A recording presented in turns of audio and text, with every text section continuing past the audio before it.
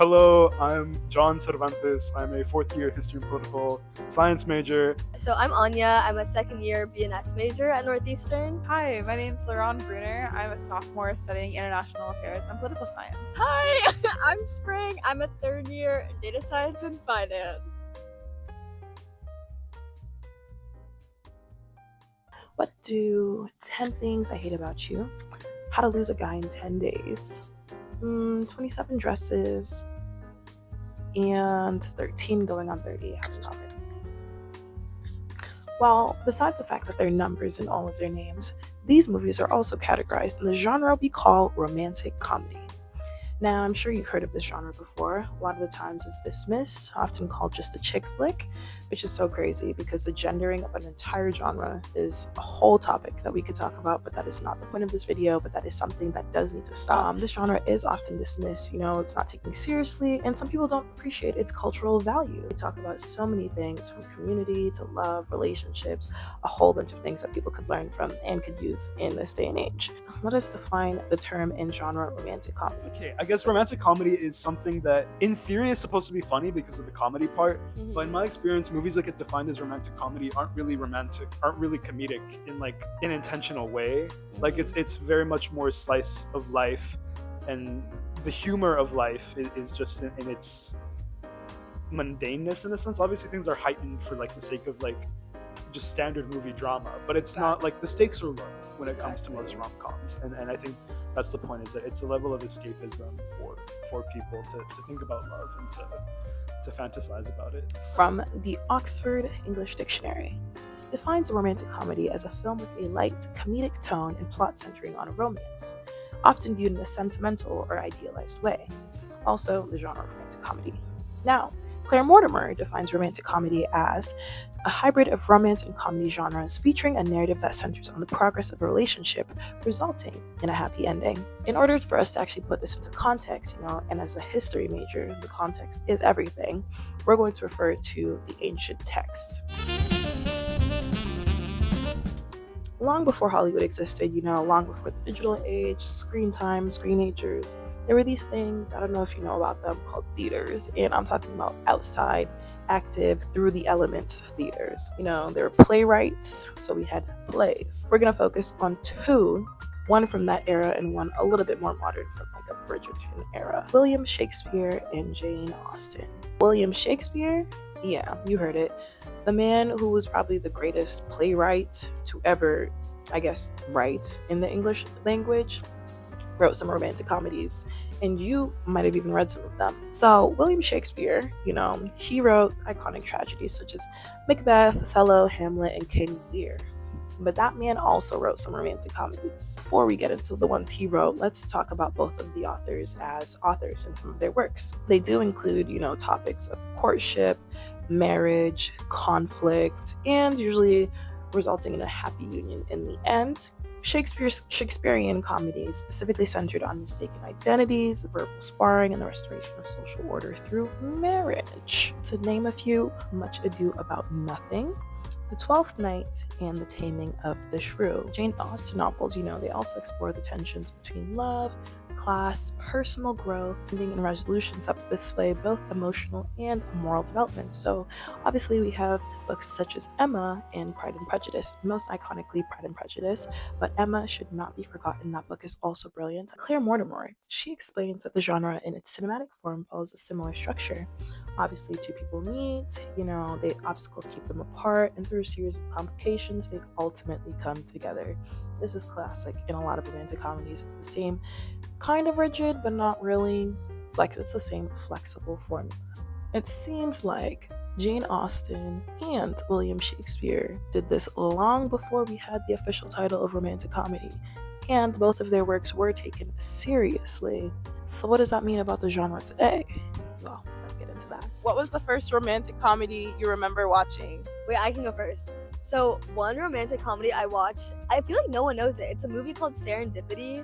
I've heard of it. Have you heard of it? I love it. It's so cute. It's basically about these two people. One of them believes in fate and the other doesn't, and they basically have this really cute meet cute, but then the lady is like, if we're meant to be, then we'll find each other again, so they don't leave each other any contact information whatsoever. and then this guy is about to get married, and he's like, wait, I'm still in love with this like random person I met. And then, yeah, you gotta watch the rest of the movie to find out what happens.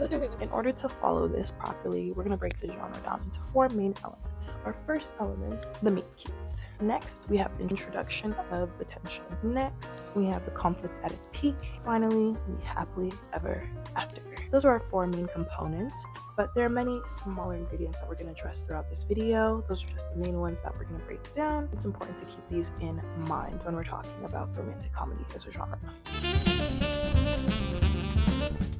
Romantic comedies as cultural texts. What does that mean? These movies actually talk about topics such as love, conflict, friendship, community, things that we face in our everyday life. Just like William Shakespeare and Jane Austen, audiences can also feel some sort of connection with what they're watching because these are often realistic in a way. Claire Mortimer notes that the genre has always evolved alongside social change, adapting to shifting attitudes towards romance, marriage, and independence. Now, our next scholar, Celestino Doledo, in his book, A Secret Life of Romantic Comedy, discusses how Shakespeare's writing often artistically articulated the current discourses on love, sex, and marriage. This brings us to our first point. Rom-coms are not static, they are responsive.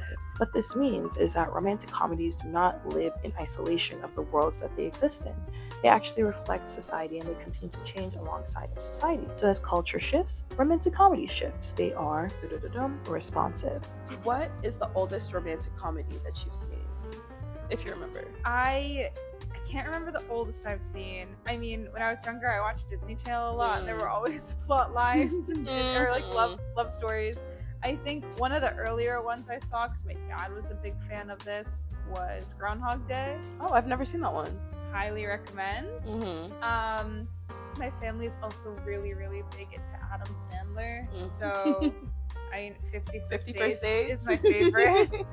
Real. So, the romantic comedy did not just start and pop up in the middle of nowhere. You know, most people, when they think of romantic comedy, they go to 1989 When Harry Met Sally, but it actually existed long before that. Insert the screwball comedy. Now, the screwball comedy actually refers to these old black and white films that actually can be traced to 1930s and the 1940s. What was going on in the 1930s and the 1940s? The Great Depression and World War I. The screwball comedies were fast-paced, witty dialogue, combative romance, and they had strong and unpredictable female leads. During the time of the Great Depression and World War I, many people were feeling very down. They had no faith in the government, they had no faith in society, they had no faith in love, there was no faith in marriage.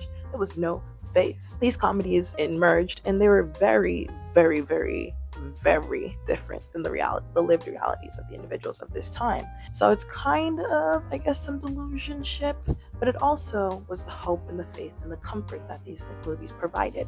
They provided comfort, optimism, they reaffirmed values of romance and marriage, and just the knowledge of the happily ever after kept people awake and happy and boosted in moral, and people just, had something to believe in. So most importantly, these films were not niche or gendered.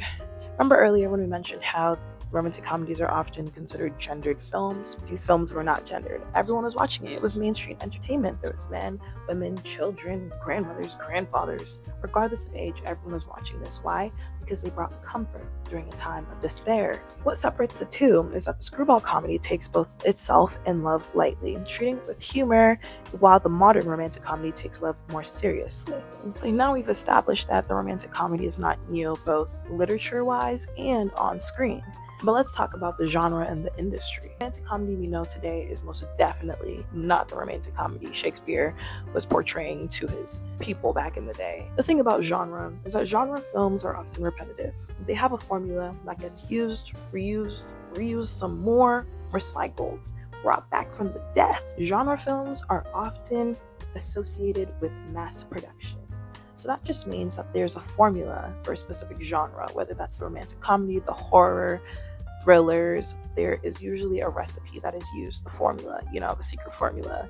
And this formula is used over and over and over again. But the issue here with genres is that these formulas can get overused.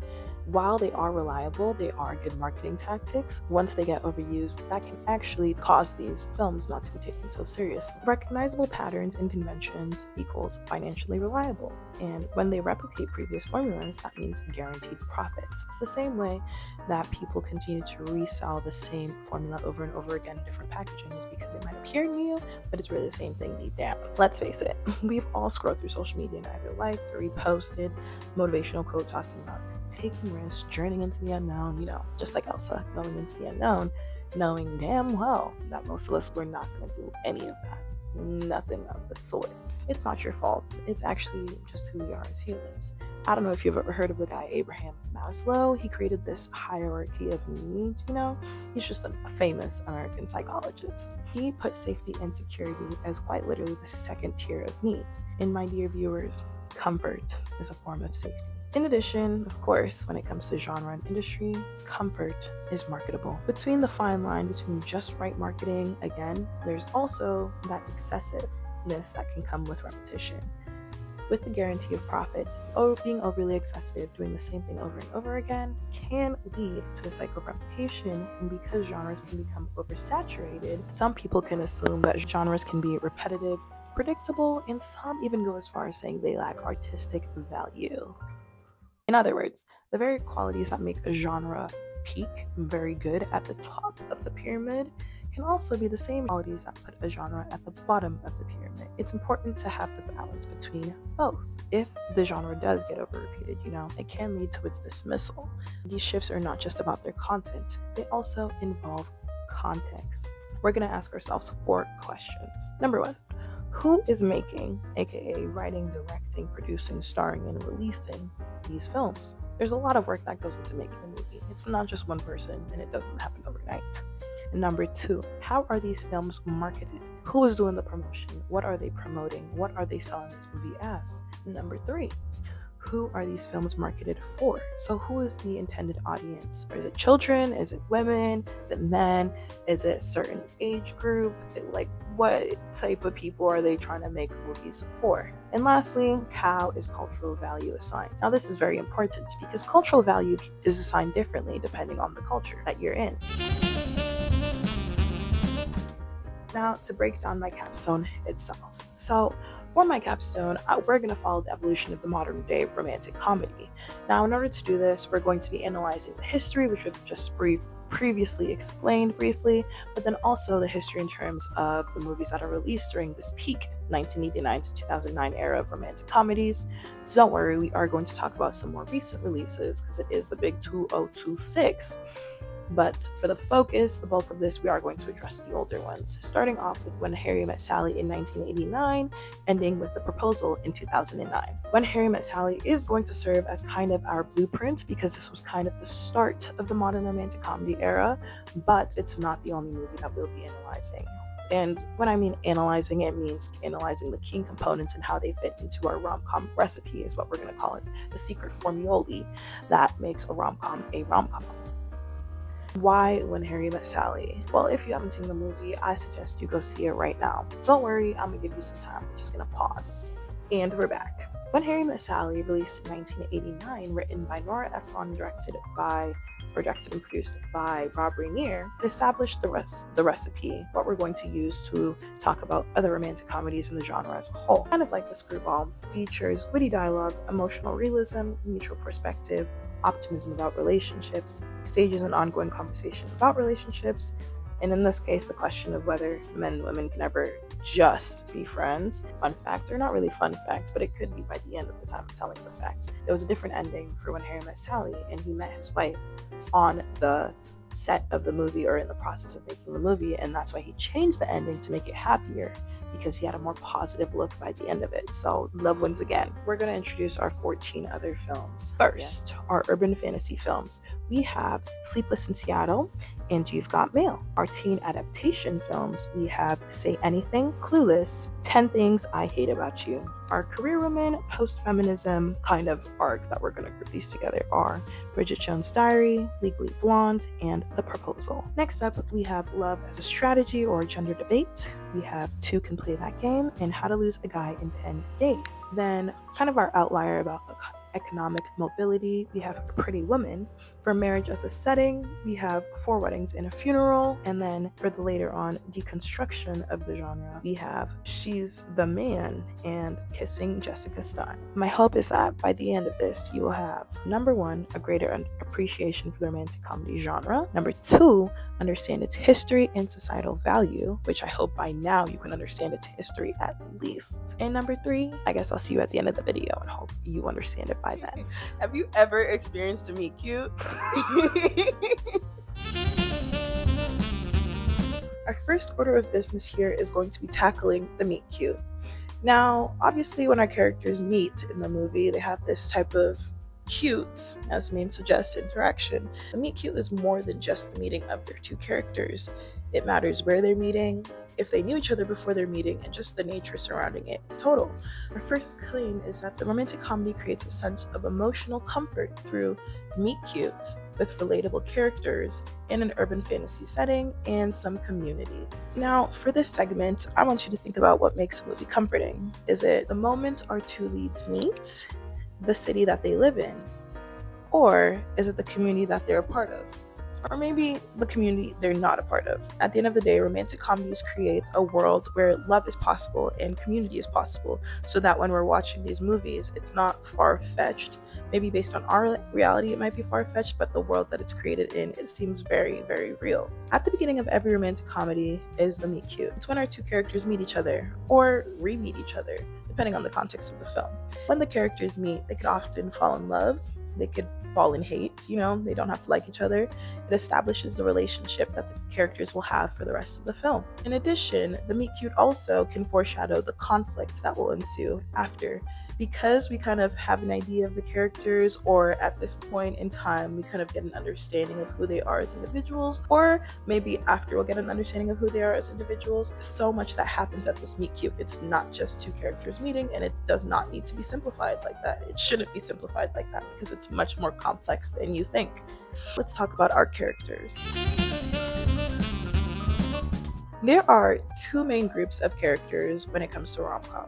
We have the lovers themselves and the people who are trying to get them together, people playing Cupid, whether that's the best friend, whether that's their siblings, just their community that's rooting for them. But then we also have the obstacles that are in their way. Obstacles obviously could be people, and obstacles could be physical obstacles. Sometimes when the obstacles are people, it's usually like parents or exes. At this point, we have characters who are very real, moving parts who are often very relatable. Now, we are going to pause for a second, because when I say relatable, I'm not talking about diversity in this sense. A lot of the original rom-coms in this modern romantic comedy era do not have the diversity of present day America, present day society. The audience of which who's watching these romantic comedies are a lot more diverse than the original romantic comedies. But we will go more in depth on this later. But for now, relatability is in the context of the community they have. So the friends, their personality traits, the jobs that they're working, the homes that they're living, the clothes that they're wearing. Basically, it's characters who you're able to relate to as person to person. Let's dissect our two leads, Harry and Sally. We have Harry, who's very cynical. He's very direct, and he has his own feelings about love. He's like, men and women can never be friends, and I'm firm on this because I believe sex will always get in the way. I realize, of course, that we can never be friends. Why not? What I'm saying is, and this is not a come on in any way, shape, or form, is that men and women can't be friends because the sex part always gets in the way. Now, when it comes to Sally, is very decisive. She's very independent. She knows her coffee order, her breakfast order to a T. We've seen it in that deli scene. She knows exactly what she wants, and she will get what she wants. I'd like the chef salad, please, with the oil and vinegar on the side, and the apple pie a la mode. Chef and apple a la mode. But I'd like the pie heated, and I don't want the ice cream on top. I want it on the side, and I'd like strawberry instead of vanilla if you have it. If not, then no ice cream, just whipped cream, but only if it's real. If it's out of a can, then nothing. Not even the pie? No, just the pie, but then not heated. Let's look at other characters. An example would be Clueless. We have Cher, our main lead. Cher, she is very, very sheltered. She feels like she's doing the right thing all the time. She always has people's best interest in mind. She's a little self-centered. She's innocent, and she enjoys putting people together, even though that might not be the best move. But she feels that it's the best thing. Cher means her best, but sometimes she just doesn't know how to get there and doesn't know when to take no for an answer. Insert Sheer's best friend, Dee. Now, Dee here, she has this amazing and incredible loyalty to Sheer. Here's where Dion lives. She's my friend because we both know what it's like to have people be jealous of us. Girlfriend. And I must give her snaps for her courageous fashion efforts. Hey, Cher. Dion and I were both named after great singers of the past who now do infomercials. At the end of the day, the main point is these characters are real. These characters are people you've seen in life or people you can see in life or can imagine in life, whether that's in the classroom, whether that's at work, whether that's just walking through your everyday. These characters are real and often very relatable. Do you prefer to live in the city or the countryside? I'm a city boy. How could I possibly live in a rural area? Now that we've met our characters, let's talk about where our characters are meeting, because nothing happens in isolation. I mean, this usually happens in what we're going to call the urban fantasy. Now, this is not to be confused with urban fantasy as a genre where cities turn into these fantasy lands, you know, with fairies and elves and things like that. As much as we love that genre, that is not what the urban fantasy is in this context. The urban fantasy is usually an idealized version of a city, huge city. Oh wait, hold on, y'all. You know, I do have my preferences and all, but the urban fantasy is the ultimate city where anything is possible, where anyone can meet, anyone can be anything. It allows for flexibility with careers, with opportunity, with meeting, creating community, working, you know. No matter who you are, what you are, you just gotta want it bad enough and work with what you got. Claire Mortimer says, romantic comedy also requires a setting in which the pair have leisure to be together. Natural setting is accordingly one of luxury, work can be postponed without the fear of its lost. Basically, a rom-com is going to take place in an idealized version of a city, mostly New York. We love New York. So usually the apartments are very lived in. They're kind of those brownstone, nostalgic vibes where you see the leaves falling, you know, that aesthetic. They're very lived in inside as well. Community established, they know the neighbors. In addition to that, careers are very flexible. Think of how many of our main leads are journalists. I don't study journalism, but they portray it as this flexible career that can take you anywhere. And lastly, community. Community is more frequent throughout these urban fantasy settings. You know your neighbors, you're making friends along the way. They're people that you're just naturally chatting up. It's very neighbor to neighbor. There's a neighborhood and there are people who are being neighbors within that neighborhood. Celestino Delato argues that the rom-com's job is to transform the everyday rather than escape it. So these worlds are not accurate, they are crafted, but just the possibility that comes with these worlds is what makes people really attracted to them. The purpose of the urban fantasy is to curate a world that is both familiar but also boosts the possibility of things happening. It kind of creates comfort for our audience. It pushes so many things can happen, anything can happen. This love is possible because it's in this place specifically. Now, with all of those pieces of the ingredients in the meet cute, what do you get when you put all of that together? Comfort and coziness. Why do you guys like watching romantic comedies? Assuming you do. I think I like romantic comedies for like the other plots going on. That makes sense. Like, I don't know, like the fun friend or like the family dynamics. I think those like all add into The community aspect. Yeah, it's like not just like the romantic plotline, but I think also those ones, and then like it feeds into them coming together at the end. So I like that. Rom-coms can be described as cozy in feeling, and that is very much intentional. Basically, when filmmakers are putting together these films, they're ensuring that the lighting is warm, the seasons are changing, the music, you know, matches the vibe, whether it's an original soundtrack or it's an added soundtrack. All of these are very much curated. When you have all of these characters in this world that's possible with the right lighting, with the right shading, the right outfits, you know, all of those things, you get a sense of familiarity, coziness, comfort. People keep coming back to these movies because of those feelings of comfort. So for some examples, we have in When Harry Met Sally, we experience the coziness of the seasons as they fall in love. In Four Weddings and a Funeral, we have the weddings and the locations. Not necessarily the bustling city of New York City, but the function is the same. That intimate settings for relationships to develop and community to grow. And we see that as there are 4 weddings and a funeral throughout the film. And in Pretty Woman, we have that iconic soundtrack, the bragging rights they deserve of having Oh Pretty Woman featured in the film. And also It Must Have Been Love by Roxette. I mean, let's be real here. If you watch romantic comedy and you don't take away one song to be added to your personal soundtrack of life, did it do it correctly? What's your favorite like rom-com soundtrack moment, or like a song from a rom-com that you really enjoyed? Wait, do you know this song in is it How to Lose a Guy in 10 Days? And that was like iconic. Rom-coms are creating a world that feels both familiar but also inviting and new, while creating a sense of comfort for their audience. That emotional comfort, that familiar feeling, that community, all of those intimate settings and interiors, the light shading, the outfits, all of that is intentional to create that feeling which audiences take away. Let's talk about conflict. Do you think romantic comedies have relatable conflicts, or like any conflicts that you've seen in real life or in modern dating with your friends, anything? I think that like the underlying themes of the conflict are very much relatable.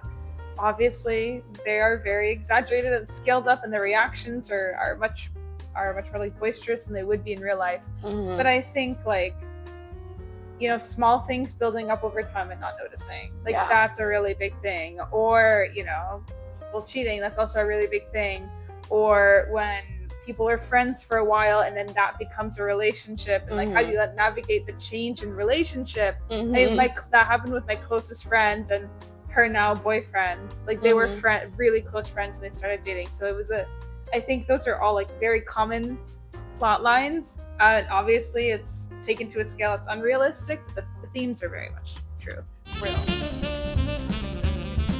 Romantic comedies are structured around conflict. Most genres are structured around conflict. Something has to go wrong for the movie to proceed forward. Now, specifically with romantic comedies, these are often tropes. What do you think is like a deal breaker when it comes to the conflict in rom-coms? Like, what do you cringe watching?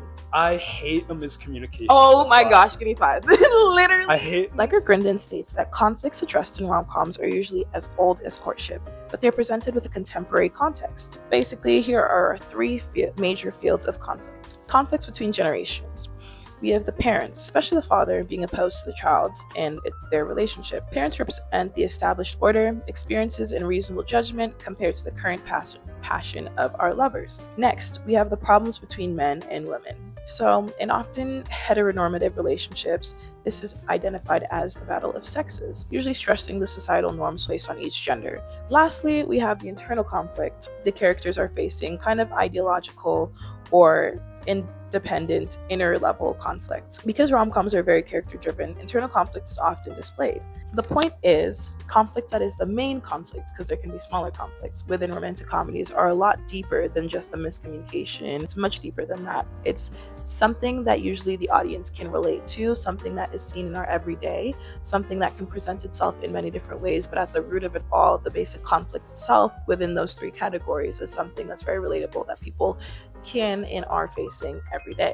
The 3 main fields of conflict are probably going to remain the same, but in the context that it's placed in will change. William Shakespeare wrote romantic comedies, and the conflicts that he was placing within his characters and their world also conflicts that are faced today. They just present themselves differently as time moves on. Conflicts modernize themselves to go with the times. Just as romantic comedies reflect societal norms and reflect society, the conflicts themselves are also changing. And we've seen that with many different takes of our different romantic comedies and the remakes and all of that. It's a reflection of what's present and current in society, whereas the conflict itself has been there since the beginning. Delato explains the rom-coms have dealt with tension between fear of commitment, the idea of relationship in the past, but they've also dealt with visibility of non-heteronormative relationships. The preference of friendship over to love and sex, love and desire in the context of teen relationships, group pressures, the potential in the workplace due to late capitalism, adjustment of men and women to the new post-feminist sexual politics, interracial, interethnic, transnational, romance, and long-term relationship anxiety. Like we said earlier, romantic comedies are not static. They go along with the times. They go along with society and the social pressures, everything that's moving with society as things are changing, technology, people, their mindsets, their actions. Romantic comedies are also changing with them. They can tell us a lot about society. They can tell us a lot about how society was and how society is. And if you analyze them deep enough as we're doing here, you can also look at how society has changed. Would you rather have someone dramatically run through the streets of New York City to confess their feelings to you at a New Year's Eve party before midnight? Or dramatically run through the streets of London to confess their feelings to you before you leave for a big trip? I don't really want to go to London. Oh. I mean, I'd be quite happy to be leaving London. London and snowing. I am a winter person. I love the snow. I want to go to London. Literally, that's my answer. Wait, what movie is that from? Crazy Stupid Love? Wait, no. Bridget Jones' Diary, Yeah, the first one. Wait, I remember that. Okay, yeah, Legend. Done. Legend. All romantic comedies lead up to the ultimate confessional moment called the grand gesture. Now, as a student of history, it would be a disservice not to talk about one of the most iconic grand gestures in history. Insert the Taj Mahal. This amazing palace, beautiful building, iconic, one of the 7 wonders of the world, depending on who you're talking to, was a grand gesture. I believe one of the kings built it for his 3rd wife, his favorite wife. I'll insert the correct text on there. But his favorite wife, and just said, like, I love you. The grand gesture is the moment where our characters confess their love to each other. They're overcoming the obstacles that have been preventing them from being together. And 3, they're making themselves often very vulnerable to each other. So that's what brings the emotional aspect of it, because sometimes it's like, this is a scary thing that I'm about to do. It's the leap of faith that I'm about to take, but I'm going to do it anyway because you matter to me and I want to tell you you matter to me. If you remember a little earlier, I did say that humans are naturally risk averse, but the grand gesture is extremely risky business. Do proceed with caution. And also, the grand gesture itself also displays the transformation of internal feelings into external action. Peter McWilliams says, "It is a risk to love. What if it doesn't work out? But what if it does?" The gesture makes romantic comedies feel emotionally satisfying, not because they always work out, that's our next section, but because they happen. It's why we come back to the genre. Makes you want to believe in the magic of love, just a little bit more than before. In a world full of uncertainty, wouldn't we just want our own grand gesture? Knowing it's going to happen can really bring some positivity, some warmth and comfort and optimism, as the Screwballs did during the Great Depression.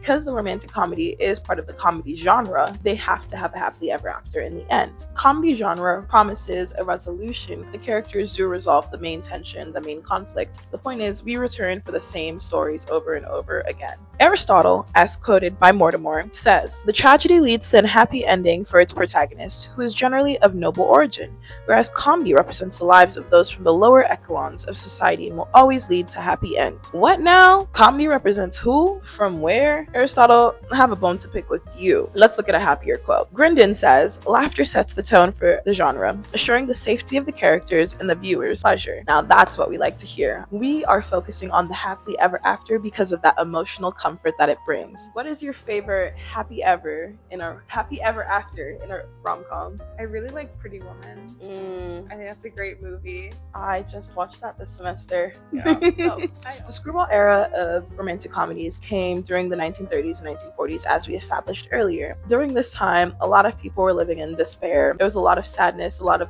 hopelessness, especially because this war caused the death of so many people worldwide. The First World War. And then the second one caused even more. During these times, there was so much sadness, there was so much grieving, there was so much loss. Insert the screwball comedy. The screwball comedy provided that with its laughs, with its sarcasm, with its witty comebacks, the dialogue between the two characters, the strong female leads. That's what the people needed at the time, and that's what the people still need. Liger Grindon spends his section on the screwball cycle discussing how these comedies express the optimism associated with FDR's New Deal. In spite of the bleak conditions, hope became widespread. The screwball comedies were set in Depression America and portrayed the economic distress marking the 1930s. The screwball comedy engineered the reconciliation of class tension through the romance. Grindon continues by saying that the rebellion against the standard of wealth also spoke to the New Deal belief that social cooperation and common caring were a value in themselves that allowed people to rise above economic distress, find in fellowship a foundation for laughter. So basically, what I'm hearing, in a time of despair and desperation, community, collaboration, and cooperation brought the people together. So long before we had the modern day romantic comedy, screwball comedies were providing that community, companionship, and hope and optimism that people needed in times of despair. Screwball comedies were a useful source of unity in that time. So regardless of social standing, many people were able to unify on this one genre that brought this hope and that positivity and that optimism during that era. So basically, if I'm hearing this correctly, community wins at the end of the day. Moral of the story, romantic comedies may be simple in genre, but are more complex in thought in how they affect society and how they are culturally valued. So the graphs on the screen are going to help visualize this decrease in high debut rom-coms post the 2010-2011 era. And note, these are all theater releases, so streaming service releases are not included. Also, streaming service releases such as Netflix, they don't really give us that data online, so it's kind of hard to get all of that data. So just bear with me with what we had. We are going to do some analyzing based off of that. The anomalies to our downward trend are Trainwreck, which was released in 2015. Unfortunately, also released on the same day as the blockbuster Ant-Man, and it made $30 million during the opening weekend, with a lifetime total of $110 million in US and Canada. Crazy Rich Asians, which released in 2018, made $27 million during its opening weekend, a lifetime total of $175 million within the US and Canada. Number 1, the decline in the mid-budget movie. Just like the death of the romantic comedy is a popular headline, the death of the mid-budget movie is, except I think the latter is more true than the former. In 2022, CNN Entertainment published an article titled, "Mid-Budget Movies as We Knew Them Are in Decline." What does that mean for cinema? This article describes how mid-budget movies have been in decline. Some attribute this to the release of Jaws in 1975, but regardless, big studios, especially post-pandemic, want to invest in blockbuster movies to appeal to larger and more global audiences. Daniel Loria, an editorial director at Box Office Pro, says that big studios like Warner Bros. Or Disney are dabbling less and less in the mid-budget movie, opting instead to invest in larger blockbuster releases, which will make more money due to the appeal of international audiences. Movies that appeal to the average everyday white American are not doing so well. They want larger audiences because they want that higher return in their investments, especially because these movies are only getting more and more expensive to make. Hold that thought, we will come back to it. Our next reason for the decline in the romantic comedy post-2011 era are the rise of streaming services. But specifically during this time, streaming services were becoming more popular because people were choosing to stay at home and watch movies instead of going out to the theaters. Like theater releases or screen releases? Like streaming releases. Wait, like theater. Wait. Oh. Only because like I remember when we watched The Summer I Turned Pretty together, or like something like that. Like it's more casual and you can get a lot more people to like watch with you. Yeah. Versus like theater is sort of like, I don't know, like you're in that moment. You have to go. There. Yeah. Versus like streaming, I feel like is a lot more shared experience. Okay, but I almost love theater for that reason, like for your reason, because I almost feel like if you're like streaming stuff, okay, it's like, okay, like I'm at home, I'm with my friends, but then I'll like pull up my laptop, I'll start doing work alongside. I feel like when you're at the theater, it's like, okay, I have my popcorn, I have my snacks, I'm like locked in on this movie, and also then I can't skip, you know what I mean? Yeah. I am like a skipping warrior, like.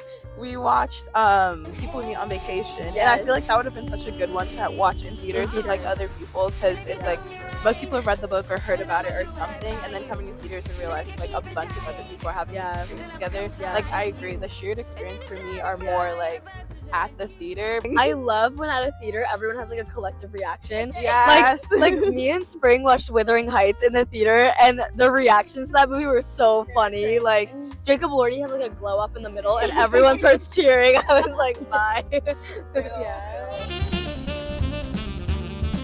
Fall, AP News conducted a poll to determine whether Americans are more likely to watch newly released movies in theaters or on streaming services. Spoiler alert, streaming services unfortunately won. About 3/4 of US American adults said they watched newly released movies on streaming services instead of in theaters, at least once per year. That's kind of crazy, but then when I did the math out for myself, I found it to be true. But the difference, I feel like for me, is that I watch a lot of newly released movies on streaming services because that's where they're first released. But if a movie's released first in theaters, I will go watch it in theaters first. I think when you go in person, you're getting a completely different experience. Loria says, when you make a decision to go out of your house to go to a movie theater, you're not going out to watch content, you're going out to watch a movie.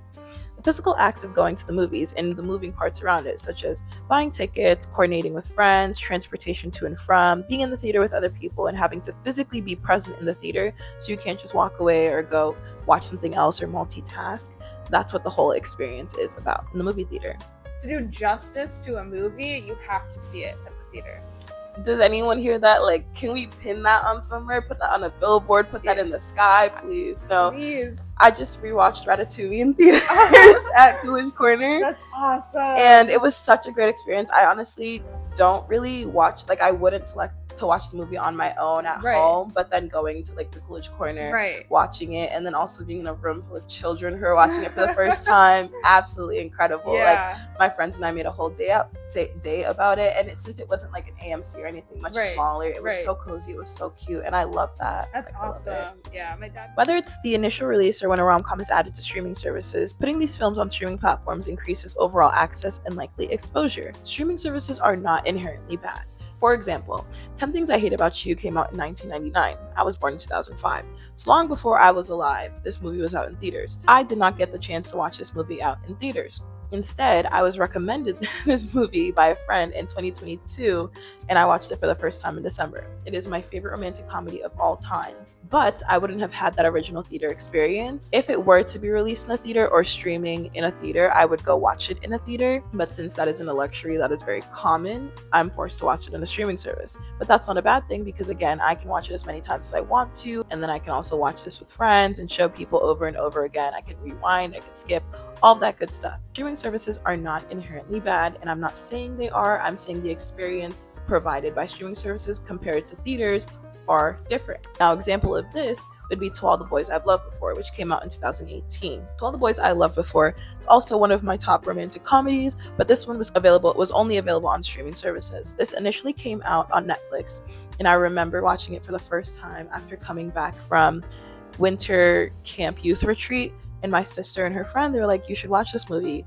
That whole experience is so ingrained in my head, but I feel like it would have been 10 times better if I watched it during opening week at the theaters with friends and made other friends who were also there, because that moment of when people are clapping together, it's a very different experience than watching it at home. The community you're making in the theater is new versus the community you already have established at home, or sometimes you have to go online and in social media platforms when talking to other people to form that community, that new community that you get through the movie. There's just a completely different experience. After the release of To All the Boys I Loved Before, Netflix increased the rate at which they were releasing romantic comedies. With how successful that movie was, they were like, this is successful, let's put more out there. A lot of them were released. I wouldn't say can sit at the table with Lara Jean and Peter Kavinsky. While I personally am not going to analyze all of these rom-coms and that were released on Netflix or other streaming platforms, you have the ability to by following the formula we've created throughout this video. You can determine whether this Netflix rom-com quality is the same as the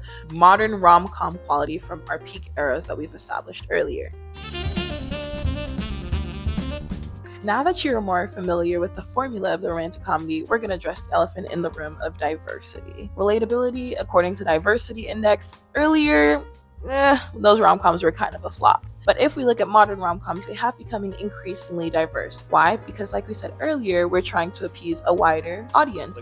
When I compare like the 2000s chick flick, like say like, what's that one with Ryan? The Proposal? Yeah, that one. Like compare that one with like When Harry Met Sally versus say Crazy Rich Asians. Love Crazy Rich Asians. Right? Like I think there's a very substantive difference between all three of them, and I think that has to do with a lot of shifts in the culture that have happened largely. And so I'm interested to see where the future of the rom-com goes as a genre. It's a great thing to think about, actually. So I've looked up some statistics, so you don't have to just believe me, even though you should just believe me, but we are going to cite our sources here. UCLA has conducted an annual Hollywood diversity report for the past 12 years.